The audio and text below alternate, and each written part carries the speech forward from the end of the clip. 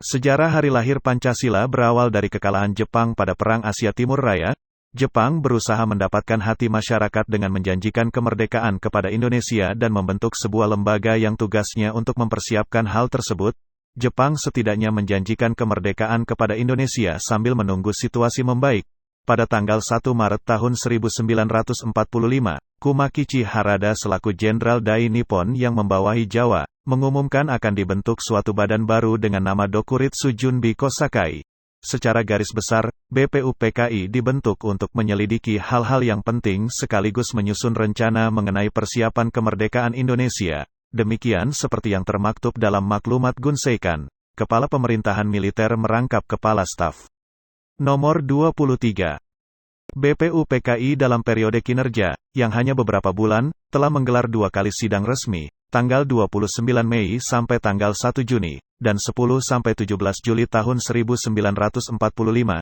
Sidang kembali digelar meski tidak resmi dan hanya dihadiri beberapa anggota pada masa reses, antara tanggal 2 Juni hingga tanggal 9 Juli tahun 1945.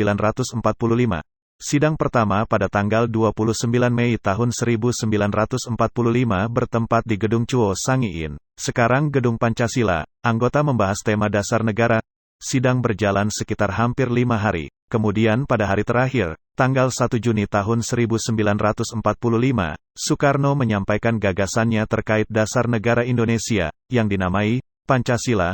Panca artinya 5, sedangkan sila artinya prinsip atau asas. Hingga sidang usai, belum ada kesepakatan yang dicapai. Ada beda pendapat yang cukup tajam antara kubu nasionalis dan kubu agamis, salah satunya tentang bentuk negara, antara negara kebangsaan atau negara Islam. Meskipun hal ini bukanlah persoalan yang baru, Benhad Daham, Soekarno dan Perjuangan Kemerdekaan, 1987 banding 232. Maka dibentuklah Panitia 9 untuk menemukan jalan tengah dalam perumusan dasar negara. Dalam proses terbentuknya Pancasila, ada tokoh yang andil hingga tercipta dasar negara.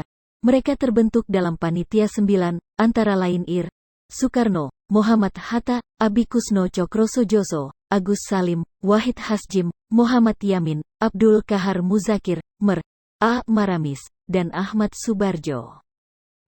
Soekarno merupakan presiden pertama Indonesia yang memiliki peran penting dalam terlahirnya Pancasila.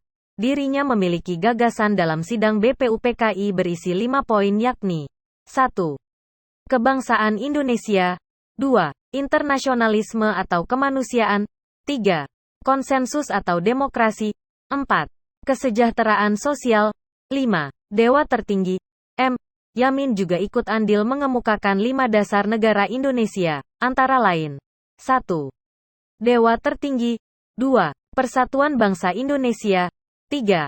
Rasa kemanusiaan yang adil dan beradab 4. Kewarganegaraan yang dipimpin oleh hikmat kebijaksanaan dalam musyawarah para utusan 5. Keadilan sosial bagi seluruh rakyat Indonesia. Setelah melalui perdebatan sengit dalam perundingan alot pada sidang Panitia 9 tanggal 22 Juni tahun 1945, lahirlah rumusan dasar negara RI yang dikenal sebagai Piagam Jakarta atau Jakarta Charter yang terdiri dari 1. Ketuhanan dengan kewajiban menjalankan hukum Islam bagi pemeluknya 2. Kemanusiaan yang adil dan beradab 3. Asosiasi Indonesia 4. Kewarganegaraan dipimpin oleh kebijaksanaan dalam musyawarah para delegasi 5. Keadilan sosial bagi seluruh rakyat Indonesia. Setelah melalui beberapa proses persidangan, Pancasila akhirnya dapat disahkan pada sidang PPKI tanggal 18 Agustus tahun 1945.